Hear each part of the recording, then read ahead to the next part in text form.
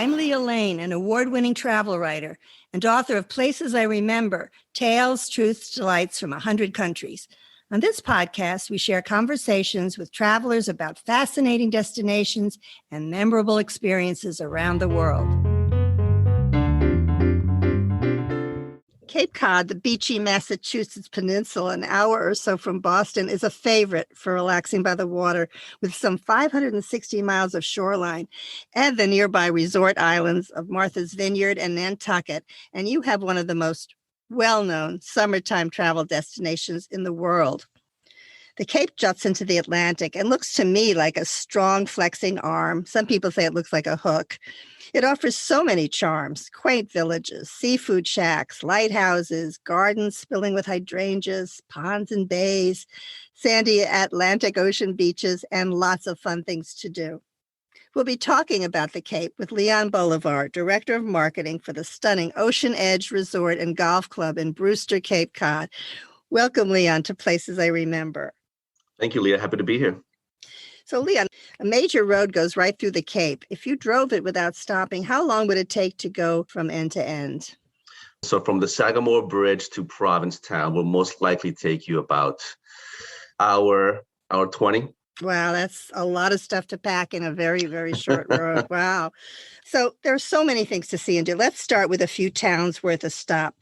Let's start with Falmouth, the quaint seaside village closest to the mainland and the Cape's primary gateway to the island of Martha's Vineyard, 7 miles offshore. What are some of the highlights around Falmouth? Well, Falmouth is a beautiful place. So right as you cross the Sagamore Bridge, you bang over it and you go straight down to Falmouth. Down there's one of my favorite places, Leah, is a place called the Knobska Lighthouse.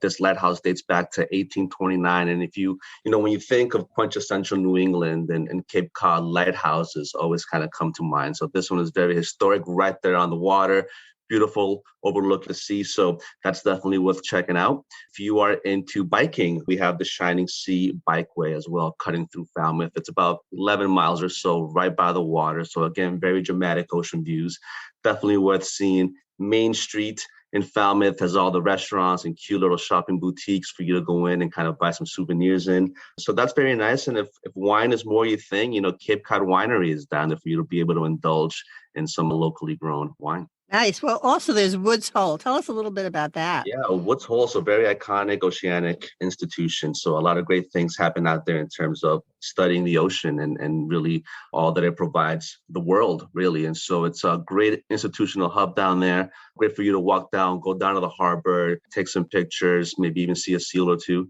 So just kind of it's a great day, a great place for you to enjoy just a nice sunny day. Yeah, what I like about Falmouth's very historic village green is there's a white picket fence around it. Very New England and very sweet. Now, Sandwich is the oldest town on Cape Cod, settled in 1637. The name is not about sandwich. That word came later. It's like peanut butter and jelly. But it was named for the seaport of Sandwich in Kent, England. And the town motto translates to, quote, after so many shipwrecks, a haven, which tells us something about the Atlantic, especially in winter. It's famous for its glassware, which was produced here in the 1800s. Tell us a little bit about Sandwich glass and how it was made.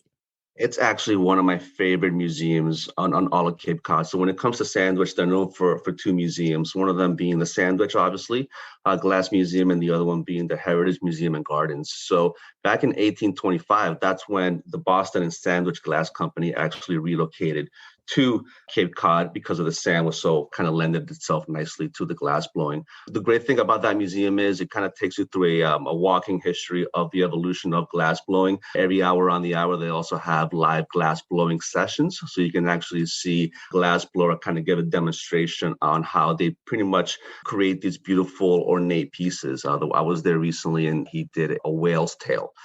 Beautiful colors. You see that sand and how it all goes into the big fiery hole and how it comes down and how he molds it and melds it. And it's a great educational component. They also have a great little gift shop for you to be able to go in there and buy some of the wares that are created directly on site. I'll bet. There's also the Cape Cod Canal, which goes through Bourne, Sandwich, and Wareham. Tell us a little about that. Cape Cod Canal, yeah. So basically Cape Cod originally part of the mainland. However, in 1914, they decided to build this canal to have it cut through from Cape Cod Bay to Buzzards Bay. So it's 11 miles long, and there's a bikeway that goes past it. You can go down there and just picnic and take a look at the boats. There's restaurants down there as well, and Sandwich. My favorite is Fisherman's View. So you have a beautiful view of the canal and see the boats going in and out, and it's a great place to also go fishing. I'll bet. How about the large town of Hyannis in the center of the Cape? Yeah, so Hyannis would be the economic hub of Cape Cod. That's really the heart of it all, if you will. Made famous obviously by the Kennedys, who have a compound there still till this day. They've got a main street, a very long main street, as you can imagine, has a lot of restaurants, cafes, bars. The JFK Museum is also there, one of my favorites. I highly recommend for anybody who's going to be on the Cape to go see that museum. It's also the place where you get most of the ferries to actually go out into Martha's Vineyard and into Nantucket. So beautiful place, great place to go do some people watching, walk along the water, buy yourself some souvenirs, and it's a lot of fun. Well, I have a memory of Hyannis that goes way back to the very early 70s. It was a spotting of a very famous person. It was near Hyannis. It was not in Hyannis because it was at a place where Peggy Lee, the singer, was performing. So I'm not sure where that would be, but it was close enough. Do you remember? Maybe the Cape Cod Melody Tent? Yes, that probably was it. But who should be there but Jackie Kennedy Onassis? At that time, she was accompanied, I remember, by the astronaut John Glenn, and her children were there, and she was having a wonderful time. Afterwards, there was dancing on the stage.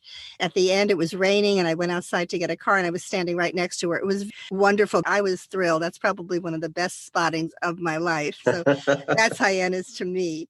Anyway, how about Yarmouth? Yarmouth is right next door to Hyannis, kind of its neighbor there. I think for me, what comes to mind when I think of Hyannis is now they have the Wind Up Pirate Museum, which houses the largest collection of pirate artifacts recovered from a single shipwreck anywhere in the world. That shipwreck happened in 1717. And so they have pirate festivals, kind of a unique experience considering that ship did shipwreck outside of Wellfleet, which is up northern on the Cape. But the museum is there now. And so they really embrace that whole pirate theme. Putt-putt for us is very popular. That's mini golf. And so we've got Skull Island and Pirates Cove, where you actually get to learn more about some of these famous pirates that navigated the Caribbean and eventually will make their way up to New England. So a lot of fun. Very interesting. I know you can go through a life-size replica as you walk through the museum of the ship. So it's very, very special. How about Dennis? Tell me about what's going on there. Dennis, right by the water on the bay there. My favorite restaurant to go to in the summer is actually there, the Sesuit Harbor Hotel. The Sesuit Harbor Cafe. It actually sits outside of a marina. And so basically you see the boats going in and out, all of the sailing. If you like some fresh oysters, best place to get them. Lobster rolls as well. So a great place for you to be able to go out there and do that. One of the best beaches actually on Cape Cod, in my opinion, Leah, is also in Dennis. It's called Mayflower Beach. There's parking, there's concession stands for you to be able to get some ice cream and whatnot. And so it's iconic, very beautiful. Sometimes when the tide goes out, it can go out as far as 2 miles. Wow. Which is wild, to be able to see in person. But Mayflower Beach to me comes to mind. Sesuit Harbor Cafe comes to mind. And it's also home to the Cape Cod Museum of Art, which is beautiful. They have, they have a lot of rotating exhibits that pay homage to, for example, the Wampanoag tribe, who are the original inhabitants of this peninsula, alongside just contemporary artists and a lot of also sculpture. So if you want to get into the arts, enjoy some arts while you're down here, I highly, highly recommend the Cape Cod Museum of Art in Dennis. There's also theater there. There's the Cape Playhouse, which started in the 1920s, and it's a very famous summer theater. So that you get all the arts there. It's a wonderful place to do that. Yeah. How about Chatham? Tell us about the Jaws screenings. Those are my favorites. Yeah, so Chatham is a great little town. They're very well known for their Chatham strolls over the holidays. They're known for their main street.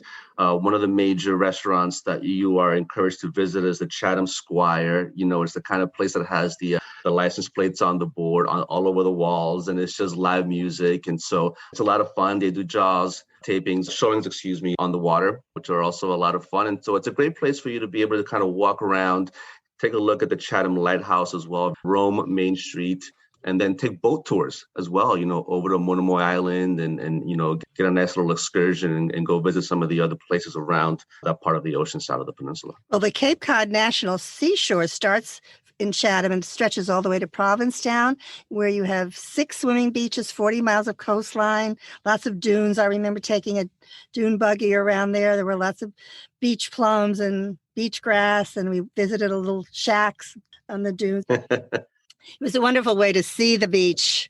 I love that. I love the memory. Now, the Cape's northern end is Provincetown, and it has a really distinctive vibe. How would you describe Provincetown? It's a party town, if you will. It's a party town. You go up there, they've got Commercial Street, which is the equivalent of Main Street, which is lined with the restaurants, cafes, bars. It's a very gay-friendly place, so I'm assuming it's bustling with life right now during Pride Month. And there's a lot of art galleries there as well. And so it's a great place. Tip of the peninsula, it's actually where the Pilgrims originally landed on Cape Cod. They landed in Provincetown. They really couldn't settle the land. It was a bit too harsh for them. So they ended up getting back in their boats and crossing the bay over to Plymouth. It's also a pilgrim monument. Go all the way up to the top and you can see all of Cape Cod and the ocean and the surrounding bay. So very beautiful, but certainly worth the trek out there. Again, you just mentioned the dune tours. Those are a lot of fun. And, the gallery and the food and the great ambiance. You're never going to be bored if you go to Provincetown. Oh, never. You'll never forget Provincetown. It's really great. Tell us about summer baseball on the Cape. Oh, the Cape Cod Summer League, very iconic down here. I actually work for a resort in Brewster, and the Brewster Whitecaps actually won the championship last year. So we're all Congratulations. Absolutely. Yeah, we are very happy for the guys. They come into the property once a week during the summer and do drills with the kids and the guests. So that's a lot of fun. But baseball here is, a lot of folks come down here and kind of cut their teeth before heading out to the majors or to the minors within the MLB. And so basically, all the games are free. Grab a lawn chair, a blanket, a picnic basket, and just go out and support the team. All of the towns have. So, Wellfleet, Chatham, Orleans, Brewster, Cotuit, any of those towns that you may be staying in is going to have their own little baseball team. So highly, highly encouraged. It's part of it's like ice cream and putt-putt and lobster. It's part of a Cape Cod summer. Absolutely. There's also biking, kayaking, world-class golf. I know there are many courses that are really excellent. Many courses, yeah, some private, some public, but definitely a great place for you to get out there and just, swing the club away. And I played croquet. Speaking of clubs, I played croquet. I remember I was on a press trip a few years ago. It's very old-fashioned, but it's lots of fun. It's a lawn game. I do remember one of the people on the press trip was the great French chef, Jacques Pepin. He wasn't very good at croquet, but he's a great chef. But we won't tell anybody. I guess we just did. No, that's amazing though. Yeah, on our resort, actually, we have a regulation size croquet court, and so we invite folks to do, tournaments out there and just kind of have fun. Put your whites on. You're supposed to wear all white when you play the game. Oh, yes. Just kind of get out there. Fun. It's very reminiscent of the Gilded Age, if you will, with very nostalgic and very fun. Now, of course, Cape Cod's major industry used to be whale hunting, and now it's whale watching. We talked about this pastime in episode 40. Tell us what you can expect in the waters around the Cape. Yeah, so the Cape has two sides, really. It's got the ocean side and it's got the bay side. The bay side is where you would see most of the whale watches. So humpback whales with the little babies kind of following them around. Typically, you would hop on these whale watch tours in Hyannis and Barnstable area. And, you're out there for about 2, 3, 4 hours. There's concessions on the boat, but you get out there, enjoy the sun and really see these massive, beautiful, majestic animals swimming along the bay. And then if you go to the other side of the peninsula on the ocean side, that's really where you would see things like seals and things of that nature. So that's kind of what separates the land, the wildlife, I guess. On Cape Wonderful. One has all the seals and the other one has more of the whales. Fantastic. I do know when you go out to the beach and when you're looking for the whales, I guess you can sometimes see them from the shore. One of the things you want to think about is some of the seafood. So I think of fried clams, and I'm thinking of Wellfleet oysters and lobster, of course, in all forms. I remember one form, I have to say, I've talked about other ice creams before, but I had lobster ice cream. Have you had that one? I have It's at not Ben had and lobster Bill's ice Chocolate Emporium. cream. It's a um, very sweet and savory ice cream. It's sort of butter flavored with bits of lobster in it. was And it it good? was really different. That's something so unique. I haven't even, I've spent so much time down here, obviously, that I haven't come across that one yet, but I'm going to have to give it a go, Leah. Absolutely. And I would also have some Cape Cod potato chips. I know they're made on the Cape. And actually, you can go over to the lighthouse it's Nauset Light in Eastham, and that's Hmm. what's featured on the bag. And you can have potato chips and look at It's the funny. lighthouse. When you're in a certain part of Hyannis where the factory actually is, you can actually smell the potato chips in the air. Yum. And it's delicious. It's absolutely delightful. And it's, those, I love those kettle chips. And right nearby is also Cape Cod Brewing. So, you want Oh, to my get the goodness. chips and then go over to Oh, my Cape Cod goodness. Brewery And how about a lobster roll, too? and a lobster roll to boot. I mean, that's Cape Cod for you. That's Yeah, Cape Cod. absolutely. There's also the Cape Codder cocktail. Are you familiar with that one? Cape Cod cocktail. We do a variation of that at the resort. We call it the Cape Cod mojito. So Cape Cod, as you know, very well known in the fall for the cranberry bogs. We use fresh cranberries and it's delicious and delightful and very refreshing in the summer. Well, the Cape is glorious. But so are the two resort islands connected by ferry and seaplane to the mainland, Martha's Vineyard and Nantucket. Both are less developed than nearby Cape Cod, and each has its own vibe. Let's start with the closer island and the larger island, Martha's Vineyard, just south of Cape Cod and covering about 100 square miles. Now, about that name, I read that the Wampanoag Indians called the island Noepe, which means land amid the streams.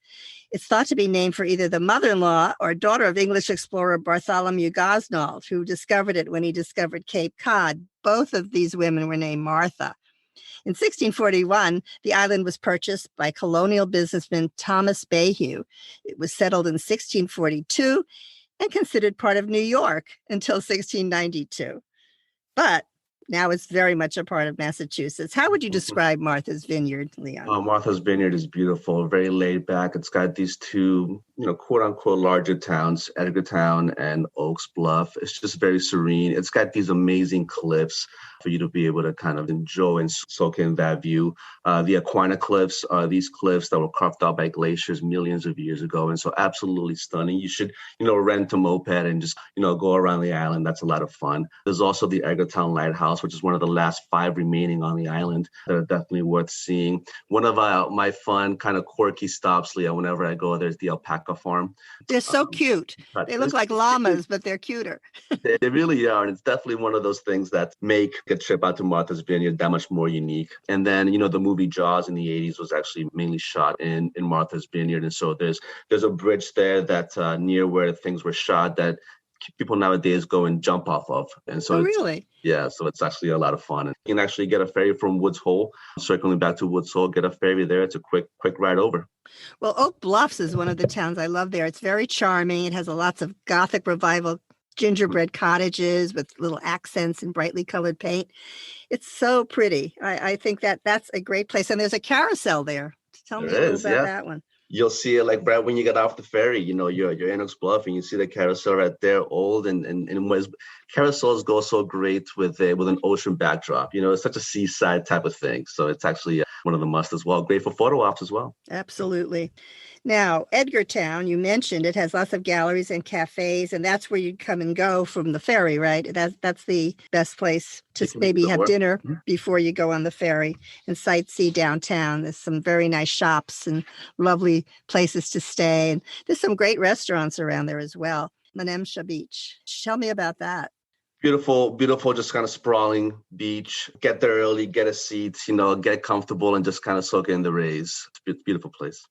An interesting fact, it used to be a big whaling industry town. I know that. And one of the earliest known deaf communities in the United States is there. And so there's something called the Martha's Vineyard Sign Language, which is a predecessor of the modern American Sign Language, which is something I never knew. Great place to relax. How about Nantucket, the other famed island off Cape Cod, 30 miles south of the Cape, once considered the whaling capital of the world. It's just 100 miles in area and has a population of about 10,000 without the tourists. The beaches are typically quiet and the coastline is known for cliffs and lighthouses. There are charming cobblestone streets and more than 80 miles of beaches. Now, National Geographic once described Nantucket as the best island in the world. That can be heavily debated. But it is charming. Tell us some of the highlights. Yeah, it's extremely charming. One of the first things you see as you pull up on the ferry is the Brant Point Lighthouse. It's a big, massive lighthouse. You can't miss it. And for those folks who live on island, whenever they see that, it's a welcome home sign for them. Over the summer, they drape it in an American flag, and it's just a beautiful set as you pull into the harbor there. Once you do, you're on a street with a lot of shops, restaurants, cafes. The Whaling Museum is right there, Leah. So circling back to what you just said, an amazing place for you to go in and spend a few hours in. You walk in, they've got this big, massive whale bones, the skeleton of it kind of hanging, so you can kind of learn from it.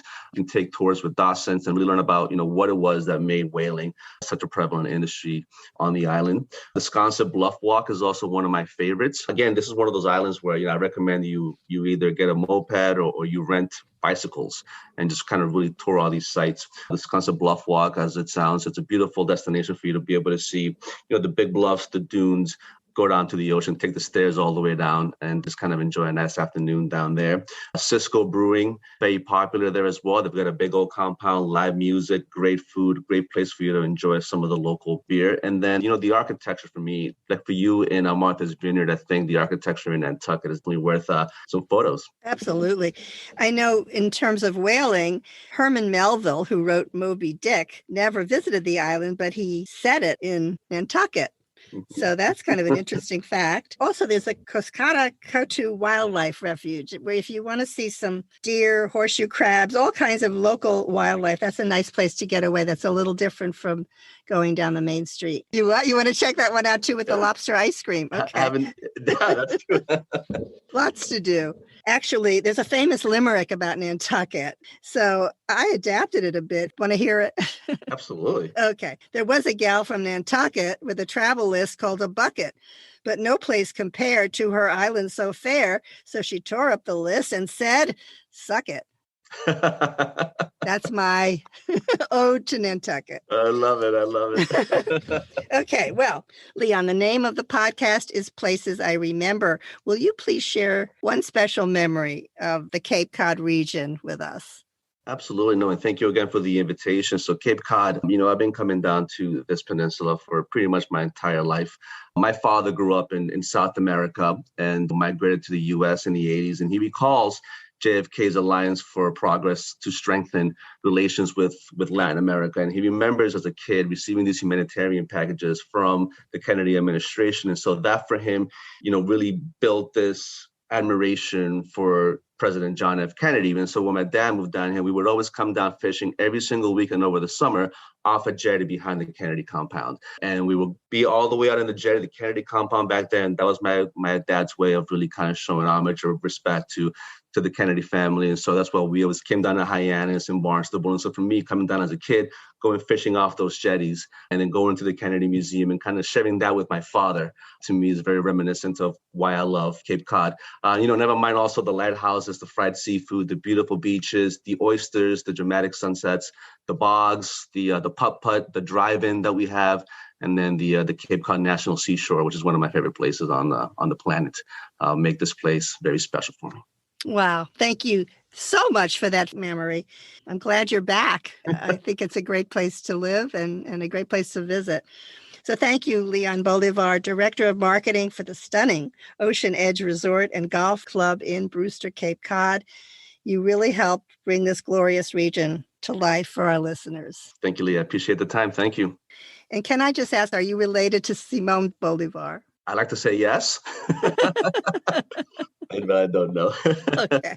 So he was Venezuelan. Yeah. And I'm Colombian. So yeah. maybe. Who knows? He got around.